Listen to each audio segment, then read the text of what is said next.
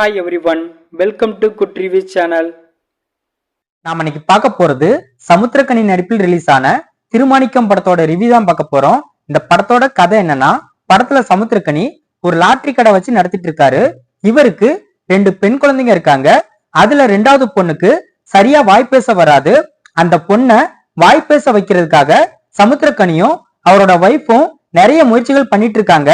But doctor ஒரு operation பண்ணணும், அப்பதான் உங்க பொண்ணால வாய் பேச முடியும்னு சொல்லியிருந்தாங்க. அதுக்கு நிறைய பணமும் தேவைப்படுது. இந்த மாதிரி சமயத்துல பாரதி ராஜா சமுத்திரக்கனியோட லாட்டரி டிக்கெட் கடையில 4 டிக்கெட் வாங்குறாரு. டிக்கெட் வாங்கினதுக்கு அப்புறம் தான் தெரியுது பாரதி ராஜா கிட்ட காசு இல்லைன்னு. அதனால பாரதி ராஜா அந்த டிக்கெட்டை பத்திரமா எடுத்து வச்சிரு, நான் காசை கொடுத்துட்டு டிக்கெட்டை வாங்கிக்கிட்டேன்னு சொல்றாரு. சமுத்திரக்கனியும் அந்த டிக்கெட்டை எடுத்து வச்சிருந்தாரு. அப்பம் போல பாரதி ராஜா வாங்கின டிக்கெட்டுக்கு 1.5 கோடி ரூபாய் விழுந்திருக்கு.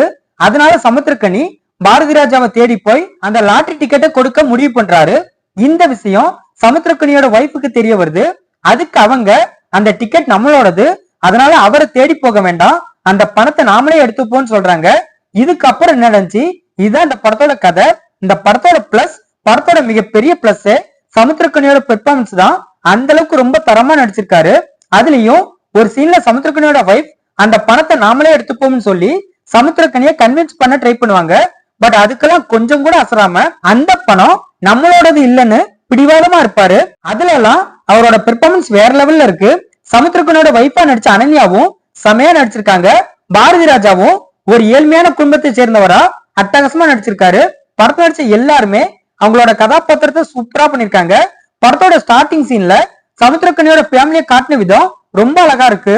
படத்துல ஒரு சீன்ல சமுத்திரக்கனி எங்க இருக்காருன்னு கண்டுபிடிக்கிறதுக்காக ஒரு சைபர் கிரைம் போலீஸ் ஜிபிஎஸ் மூலமா சமுத்திரக்கனி எங்க இருக்காருன்னு கண்டுபிடிச்சு அத சமுத்திரக்கனியோட ஃபேமிலி கிட்ட சொல்லுவாரு. அப்பவும் போல அந்த போலீஸ் லாஸ்டா ஒரு விஷயம் பண்ணுவாரு, அது ரொம்ப சூப்பரா இருக்கு. சமுத்திரக்கனி அந்த லாட்டரி டிக்கெட்டை பாரதி ராஜா கிட்ட கொடுக்கறதுக்காக போகும்போது நிறைய தடங்கள் ஏற்படும். அதெல்லாம் ஆரம்பத்துல நல்லா இருக்கு. குறிப்பா சொன்னா அந்த லாட்டரி டிக்கெட் மழை தண்ணியில அடிச்சிட்டு போற சீன்லாம் நல்லா இருக்கு. படத்தோட கிளைமேக்ஸ் எமோஷனலா சூப்பரா இருக்கு. படத்தோட பிஜிஎம் படத்துக்கு ரொம்ப சப்போர்ட்டா இருக்கு. சினிமாட்டோகிராஃபியும் சூப்பரா இருக்கு. இந்த படத்தோட மைனஸ், படம் ரொம்ப ஸ்லோவா இருக்கு. அதுலயும் படத்தோட செகண்ட் ஹாஃப் ரொம்ப ஸ்லோவா இருக்கு. படத்துல தம்பி ரமைய வர போர்ஷன் எல்லாம் படத்துக்கு தேவையே இல்ல. அதுலயும் அவர் பண்ற காமெடி எல்லாம் நம்மள ரொம்பவே கடுப்பேத்துது. அதே மாதிரி சமுத்திரக்கனி அந்த லாட்டரி டிக்கெட்டை பாரதி ராஜா கிட்ட கொடுக்கறதுக்காக போகும்போது நிறைய தடைகள் வரும். அது ஆரம்பத்துல நல்லா இருந்தாலும் போக போக அதுவே ரொம்ப சலிப்பா இருக்கு. படத்தோட லாஸ்ட் சீன்ல சமுத்திரக்கனிக்கு கவர்மெண்ட் நிறைய நலத்திட்டங்கள் பண்றோம்னு சொல்லுவாங்க. அதெல்லாம் கொஞ்சம் கூட நம்புற மாதிரி இல்ல. படத்துல ஒரு பிளாஷ்பேக் போர்ஷன் வரும், அதெல்லாம் நம்மள சுத்தமாவே கனெக்ட் பண்ண வைக்கல. சொல்ல போனா அந்த சீன்லாம் ரொம்ப லேகிங்கா இருக்கு. இந்த படத்தை நந்தா பெரியசாமி டைரக்ட் பண்ணிருக்காரு. இந்த படத்துல சமுத்திரக்கனி, பாரதி ராஜா, அனன்யா, இளவரசு இன்னும் பலர் இந்த படத்தை நடிச்சிருக்காங்க.